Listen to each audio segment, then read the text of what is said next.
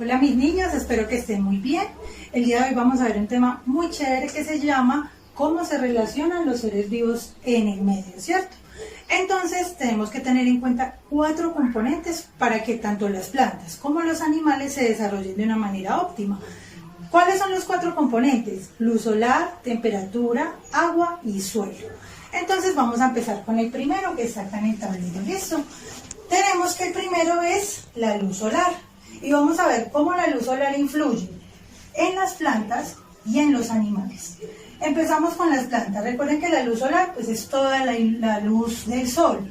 Hay lugares en los que llega más sol y hay lugares en los que llega más poquito, o incluso hay lugares en los que no llega absolutamente nada de sol.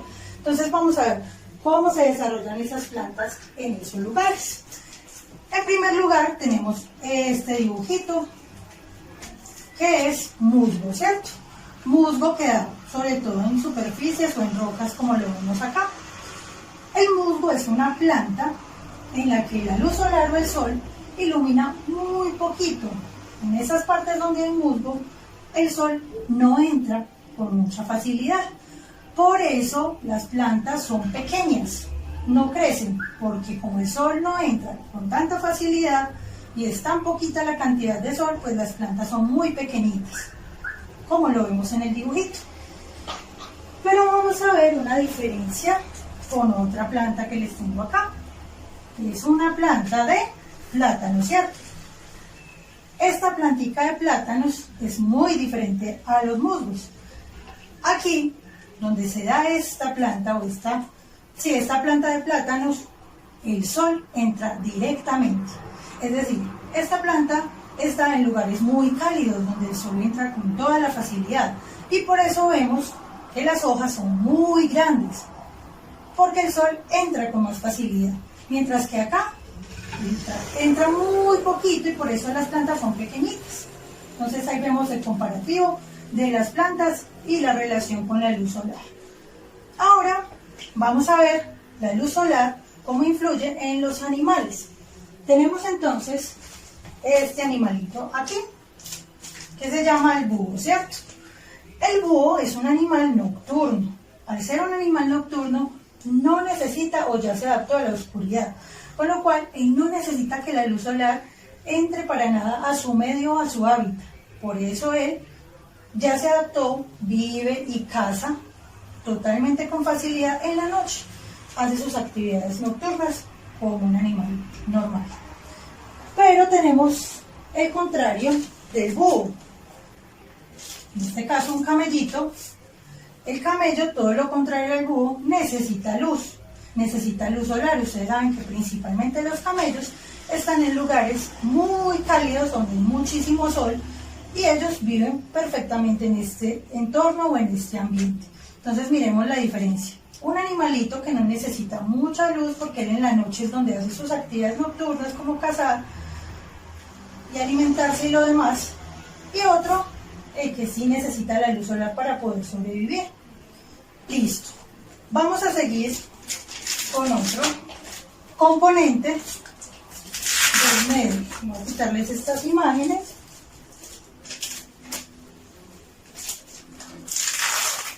Están muy pegadas. Y seguimos entonces. El musgo necesita gran cantidad de agua para poder sobrevivir y desarrollarse. Entonces necesita estar sobre todo en una zona donde haya humedad para poder desarrollarse.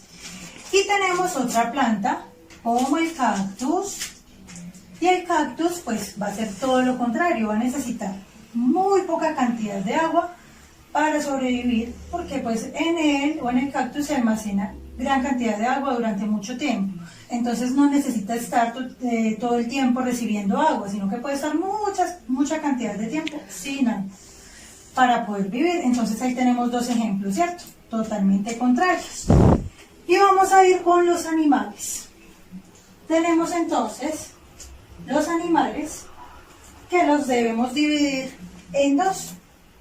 Y son los animales acuáticos que viven en el agua, ¿cierto? Puede ser en ríos, lagos, lagunas o mares, como este pulpo que vive en el mar. y que necesita el agua para poder sobrevivir. Él no puede vivir en otro medio o en otro espacio diferente al agua, al mar, ¿cierto? Ahí es donde desarrolla su vida. Mientras que todo lo contrario a las vaquitas o los caballos que tenemos en esta otra imagen, pues ellos son animales terrestres. Necesitan 100% de la tierra para poder vivir, para alimentarse y pues para desarrollarse, ¿cierto? Entonces vemos dos diferencias acá entre ellos. Listo. Vamos a seguir con el otro componente que se llama el suelo. ¿Listo? Ya voy a quitar las imágenes y seguimos.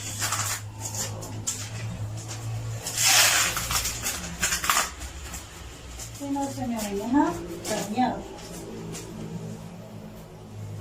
Listo, entonces ponemos el tercer componente que sería el suelo.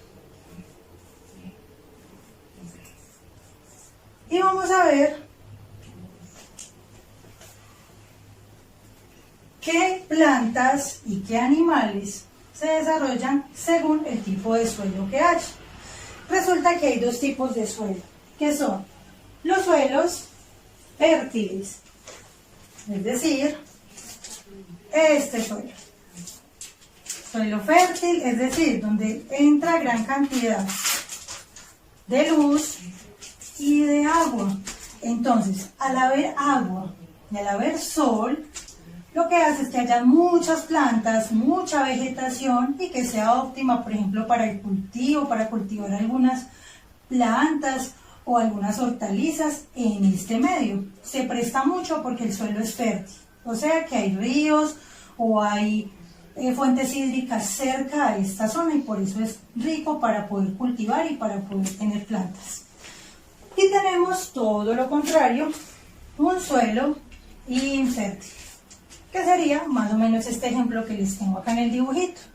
Un suelo que también pues hay mucho sol, mucha sequía. Miren las plantas, pequeñitas, ¿cierto? No hay muchas plantas, tenemos un suelo como muy seco, muy árido. Entonces en esta zona sabemos que no hay agua o que hay muy poca agua, muy poca cantidad de agua. Pueden haber ríos pero muy escasitos o llueve muy de vez en cuando. Mientras que en esta zona pues sí va a haber más lluvias, van a haber ríos, lo que hace pues que sea óptima para el cultivo y esta, que hayan pocos cultivos, pocas plantas y también poquitos animales. Entonces ahí tenemos la diferencia. Y los animales que podemos ver en esta zona son los siguientes. Tenemos que para las zonas que son muy fértiles podemos encontrar animales como el topo, en donde va a poder desarrollarse, buscar su alimento y pues hacer su vida, ¿cierto? Y tenemos que en zonas de suelos estériles o infértiles podemos encontrar ese animalito que ya lo habíamos visto antes, ¿cierto? Que el camello pues se adapta muy bien a este tipo de climas desérticos, porque ya está acostumbrado, porque es un animal que ya está diseñado para recibir toda esta cantidad de sol y pues también necesita agua para poder hacer su recorrido, ¿cierto? Pero es un animal que ya está adaptado a este tipo de clima. Entonces ahí tenemos dos ejemplos. Y seguimos con el último elemento, que sería la temperatura, ¿cierto? Que es el último que me hace falta.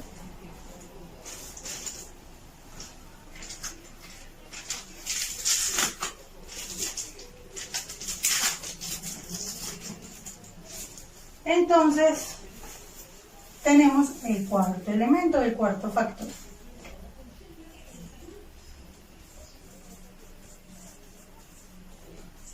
¿Qué sería la temperatura? Y vamos a ver cómo la temperatura influye tanto en plantas como en animales. Entonces, tenemos, ya que no tenía el dibujito, les traje una papita real de las que nos comemos en la casa. Y esta papita es de un clima de páramo, ¿cierto? De una temperatura fría. Entonces, este cultivo de papa se encuentra en temperaturas muy bajas. Y por eso, pues, se ha adaptado a ese clima y allí es donde se cultiva nada más. Entonces ya sabemos que la papita es de climas muy fríos como el páramo. Y tenemos otro ejemplo, que ya les voy a decir cuál es. que sería uno que les mostré hace un momentico, el plátano, ¿cierto? Que todo lo contrario de la papita, que se cultiva en climas muy fríos, el plátano es de climas muy cálidos, donde debe recibir gran cantidad de sol para poder desarrollarse y para que nos podamos comer los platanitos. Entonces necesita desarrollarse en climas más cálidos, contrario a la papa. Y ya vamos a ver los animales cómo se adaptan a las temperaturas. Ya cuando la temperatura es muy fría, podemos encontrar, por ejemplo, el oso polar, ¿cierto? Que se adapta a temperaturas bastante frías y que ya está diseñado su piel. Miren que tiene piel gruesa, tiene mucho pelaje y con esto ya se protege de esas temperaturas tan bajas. Él ya está diseñado para ellas. Y ya tenemos un animal diferente, que sería la ardillita, ¿cierto? La ardilla está diseñada para climas más calurosos, para soportar, digamos, temperaturas más elevadas. Ninguno de los dos puede cambiar de hábitat, ya están diseñados para estar en el hábitat que tienen o al que pertenecen. Uno a temperaturas muy frías, otro a temperaturas muy elevadas. Entonces, los animales necesitan de las plantas, porque las plantas les dan alimento, les dan protección y hasta vivienda a casi todos los animales, ¿cierto?